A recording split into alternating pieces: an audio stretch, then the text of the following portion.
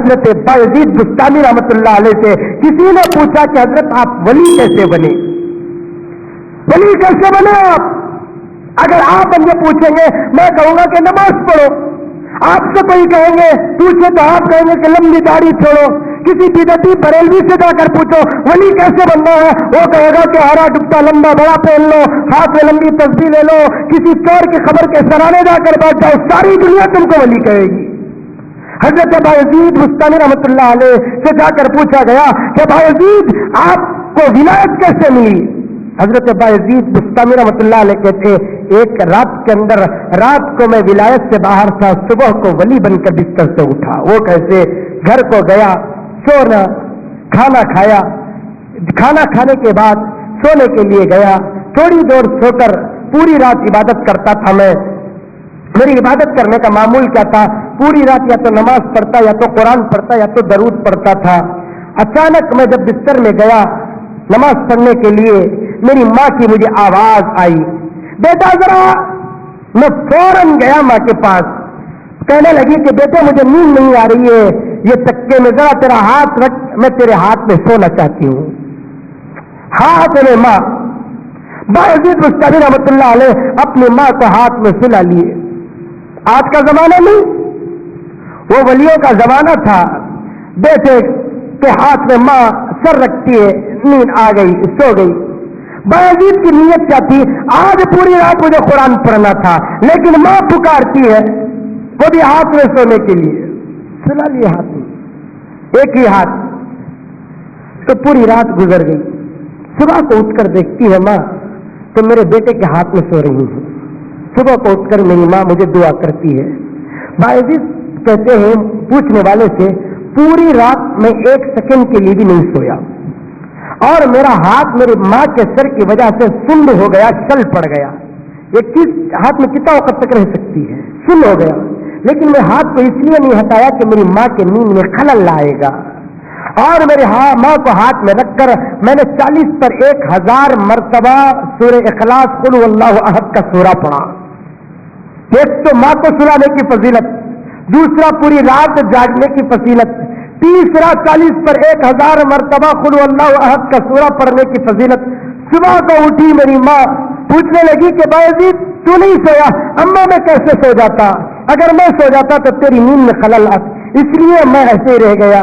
ماں اٹھتی ہے، دعا کرتی ہے کہ اللہ میرے بیٹے کو تو ولایت عطا فرما۔ سارا دن گزرتا ہے، آج کی رات بھی جگے ہوئے تھے، دن بھی جگے ہوئے تھے، دوسری رات کو سوتے ہیں تو 2 فرشتوں کو دیکھتے ہیں۔ ایک فرشتہ بایزید کی طرف اشارہ کر کے دوسرے فرشتے سے پوچھتا ہے یہ کون ہے؟ تو دوسرا فرشتہ کہتا ہے آج صبح ہی اللہ تبارک و تعالیٰ اس کی ماں کے صدقے نے اسے ولیوں کی فہرست میں داخل کر لیا ہے۔ آج صبح ہی اللہ تبارک و تعالیٰ اسے اپنی ماں کے دعا کے صدقے میں ولایت کے اندر داخل کر لیا ہے، ولایت عطا کر دیا، ولی بنا دیا ہے۔ اسی لیے اللہ کے رسول صلی اللہ علیہ وسلم نے فرمایا کہ ماں کا بڑا ادب کرو۔ مذہب اسلام بڑا اچھا مذہب ہے، مذہب اسلام بڑا پیارا مذہب ہے جو ماں کی قدر کرنا سکھاتا ہے۔ آج امریکہ، آج آسٹریلیا، آج ایران جا کر دیکھیں وہاں کی تعظیم کیا ہے۔ حضرت پیر ذوالفقار احمد صاحب نقشبندی دامت برکاتہم اپنے کتاب کے اندر امریکہ اور سوڈان کے واقعات لکھے ہیں، وہاں ماؤں کی کوئی قدر نہیں، باپ کی کوئی قدر نہیں۔ جیسے ہی ایک ماں باپ کی عمر ذرہ بڑی ہو جاتی ہے، 50 سال یا 50 پر 5 سال ہو جاتی ہے، بوڑھے ہو جاتے ہیں، بعض جگہوں پر 40 سال اگر ماں باپ کی عمر ہو گئی تو ان ماں باپ کو جا کر ان لوگوں کے ہاسٹل میں چھوڑ دیتے ہیں۔ وارم میں 1 مرتبہ یا مہینے میں 1 مرتبہ یا سال میں 1 مرتبہ بیٹا اپنی بیوی اور اپنے بچوں کے ساتھ جاتا ہے، دیکھ لیتا ہے، کچھ بات کر لیتا ہے، 10 منٹ کے بعد ماں باپ کو اکیلے اس بوڑھے خانے میں چھوڑ کر واپس آ جاتا ہے۔ آج وہاں کی وہ تہذیب، جبکہ وہ لوگ ساری دنیا کو امن سکھانا چاہتے ہیں، لیکن ایک بیٹے کو یہ نہیں سکھائے کہ تو تیرے ماں کے ساتھ کیسے رہنا ہے۔ وہ امریکہ جو ساری دنیا کے اندر امن پیدا کرنا چاہتا ہے، لیکن اپنے ملک کے بیٹے کو یہ نہیں سکھایا کہ تیرے باپ کے ساتھ کیا سلوک ہے۔